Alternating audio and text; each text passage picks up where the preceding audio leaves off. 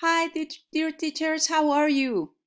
My name is Tania Jimenez from taniateachertraining.com, and today we will be talking about the tips to engage and motivate students in our ESL classroom. Let's begin, shall we? First, we need to understand what motivation is. Motivation is the feelings and thoughts that make us want to do something or continue doing it, and which turns our wishes into actions. One thing is, I want to learn English. I wish I could learn English. And another thing is, I have a clear plan of actions that I'm going to be doing in order to learn English. Okay? Motivation influences why we do something, how long we do it for, and how we work to achieve it. Okay?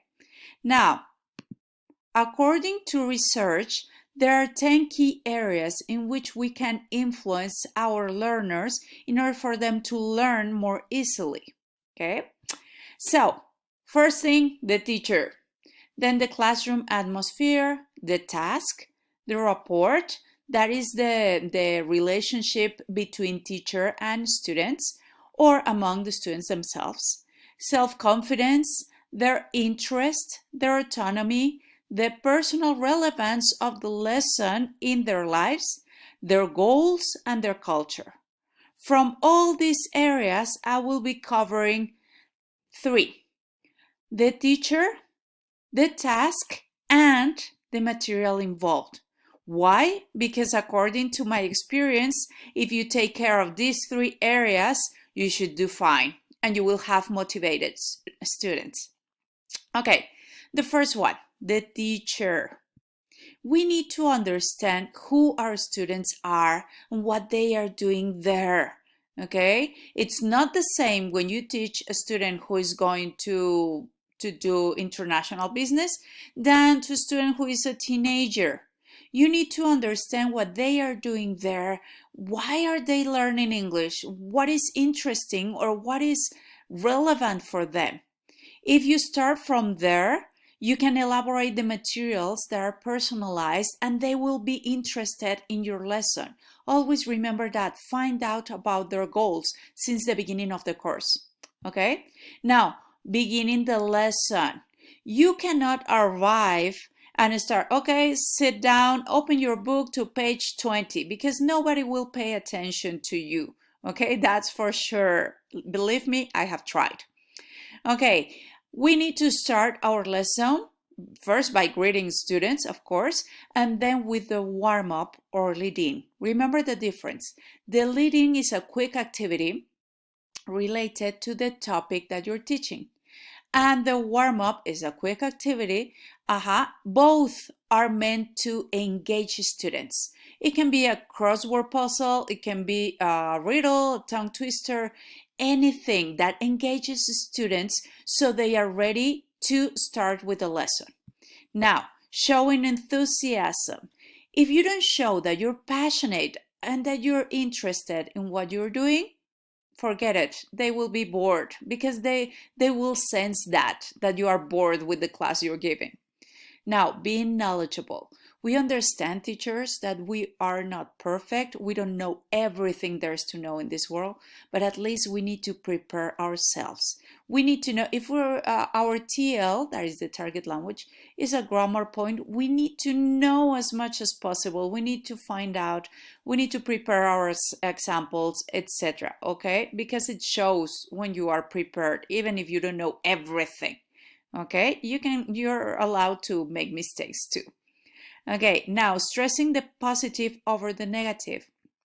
It happens sometimes that students do something wrong, such as not studying for a test or cheating on with the homework or sharing homework or something like that. If we start telling them off or scolding them, chances are they won't pay attention to us and they will forget about it. But if we stress the positive points about doing their own homework or answering their own test, like, remember, this is for your own good. Remember, I believe that you can do this. You don't need your classmates to do it. Okay? Give me your own answers, take risks, learn, be positive. I know that it's not possible like 100% of the time, but try. Okay? And show empathy with the students. Try to understand the things from their point of view. Show a real interest in who they are. This always works. Be interested in students. Okay, now the task. First of all, when we give instructions, we start by telling them, okay, you're going to work in pairs. And what do? They immediately find who they want to work with. They start standing up. No, teachers. First, we need to say what they will be doing, then who with, and then for how long. After you say that, okay, you will write a letter. You will do this in pairs, and I will give you 10 minutes for this. Okay, that is the right order. And then do your ICQs or instruction concept checking questions. Okay, check if they know what to do, who with, and for how long.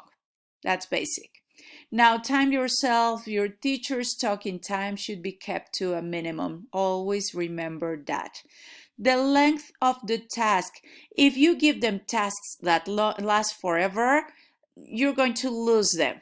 Okay, after 5 minutes or 10 minutes, they will start talking to each other. They won't pay attention to the task. They need to stay on task. Okay, give meaningful tasks.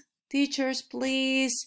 Giving just write 5 sentences, give me 10 sentences, or repeat this after me doesn't really work. You need to ask yourself, how often will my student be doing this in real life? Just ask yourself that question and start working from there. Design tasks that are applicable in the real life. Okay? Now, monitor instead of interrupting or interfering. Once you set up the task, you let them work. Don't interrupt them. Just monitor and make notes while they are working. At the end, you can give feedback, but to everybody. Please, when you give feedback, be positive. Don't start saying, you made this mistake. No, don't go personal, okay? Don't put anybody on the spot. And finally, use elements of personalization. That means that every time you prepare a task, you think about who your students are. If they are teenagers, you can bring a reading about friend zone, about dating. You can bring a song they like, a pop song that is popular nowadays. So you will catch their attention and you will get them there. They will be singing, they will be reading, they will be doing whatever you want them to do, as long as they see that you have prepared the lesson for them. Okay? Finally, the material. The material needs to be visually attractive. Remember, our brain works better with pictures than with abstract concepts. So if you only write and write and write on the board, students are going to have a difficult time remembering everything. But if you mix pictures with concepts, they will remember more easily. Remember that, teacher. Okay, pictures and concepts. Now, focus on the 3 basic learning styles: visual learners, auditory learners, and kinesthetic learners. Prepare your lessons with the 3 kinds of learners in mind all the time. Why? Because the visual learner will profit from the pictures you bring, but not the auditory learner, sorry. And the kinesthetic learner. The kinesthetic learner is a person who needs action, who needs to do something with the language. For example, make a paper airplane and follow these instructions. They need to work with language, not only hear it or see it, but work with it. Okay, so be ready for the 3 learning styles. Now, bring to the classroom authentic text, especially for listening. Sometimes, well, we know we are teachers who are not native speakers, like in my case. So I need to bring some real text. That means a video, an extract from a movie, listening a song, or a written material taken from an article on the internet or a book. Bring real material. Why? Because when we elaborate our own material, we can miss some of the authentic words. For example, collocations, fixed expressions, things like that. So always bring authentic material, authentic text, and add variety of material to your classroom. Okay, don't bring all the time the same flashcards or different flashcards, but flashcards all the time. Okay, use variety in the classroom. That's really, really important.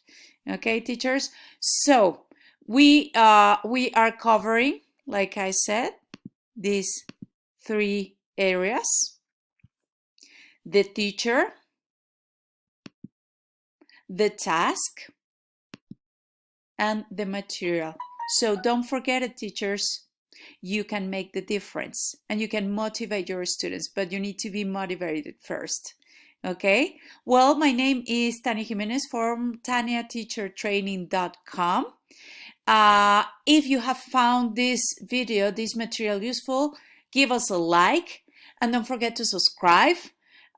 Click on the little bell so you don't miss anything. And remember, if you are interested in more material, more content about approaches, about frameworks, about tips for your lessons, go to our website. You will find a lot of material that is useful for you, and you can subscribe to our virtual school for teachers. Okay, well, that will be all for today. Thanks for being here with me, teachers. Remember, never stop learning. Okay, see you next time. Bye.